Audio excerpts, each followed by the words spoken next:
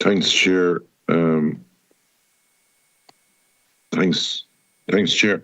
To Norma, Brian and Catherine, first of all, thanks. I suppose they're in the family that hadn't come near some tragedy in their life, and as you were talking there earlier, I remember my own brother-in-law, it's a long time ago. He had 5 young kids and one on the way, and unfortunately he fell off a load of straw. So the few things that touched me, and I remember what Paul Daly brought up there, the bank accounts, the problems straight away with that, everything being frozen. Is there any way of, say, in your opinion, of doing like a charter or having a guidebook that, you know, I've listened to Brian there earlier about nearly everyone calling every one day after another. Is there a charter that we could help you with, or the department could, that this committee, or that you'd sit down with the department, that in the event of a tragedy, that basically there's a red flag showing that you're not going to have an inspection for the first year, or you're not going to be having all the different people that might give you a headache coming around the place, especially in such distress after when things are tender, to be quite frank about it.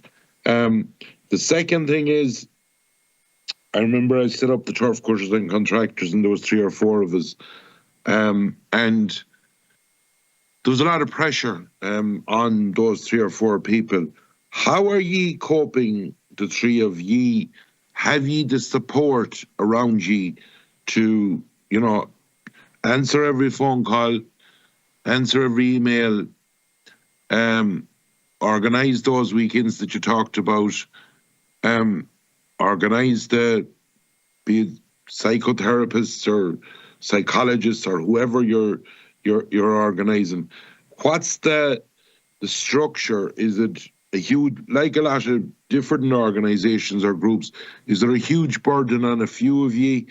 And how do you, if there isn't, that's great. And if there is, how do you envisage trying to resolve that issue? Because like no more than anything you'll be at, you'd nearly crack up if there's too much pressure on you constantly at a constant basis for a long time. In the line of the funding, you seem to think that there might be more funding streams coming next year. Could you come back to us if there is a problem or whatever, come back to this committee in relation to that, because I'm sure that everyone here will be willing to help you. Thank you. Thanks, Deputy Fitzmaurice. Okay, Norma. Yeah, so quickly, with regards to a charter and a guideline, working with the Department of Ag, we would welcome working with anyone to make any farm family's life easier in the aftermath. Our current structure is we have a voluntary board of directors, which Brian is the chair of. There's 10 of them. They're made up from people who are personally affected and people from the ag industry who know how to run a business. The team that works for Embrace Farm is myself and Catherine. I work part-time, 20 hours a week. Catherine works 25 hours a week. That is it. With the new funding that we're getting from the Department of Agriculture for €300,000, we will be employing a full-time person and a part-time person with that. That again is for 12 months. That funding is only for 12 months. I'm living on a prayer that there'll be a few bob to be got after that 12 months. And I'd welcome your invite there to come back to you in 12 months, Deputy Morris, to help get us a few more bob. We'd gladly take it. You do mention the burden. There is a huge burden on charities to operate with good governance.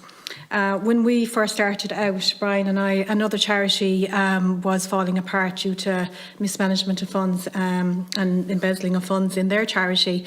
And I guess as husband and wife, and we setting out, we were determined from day one that we would do things right with regards to governance.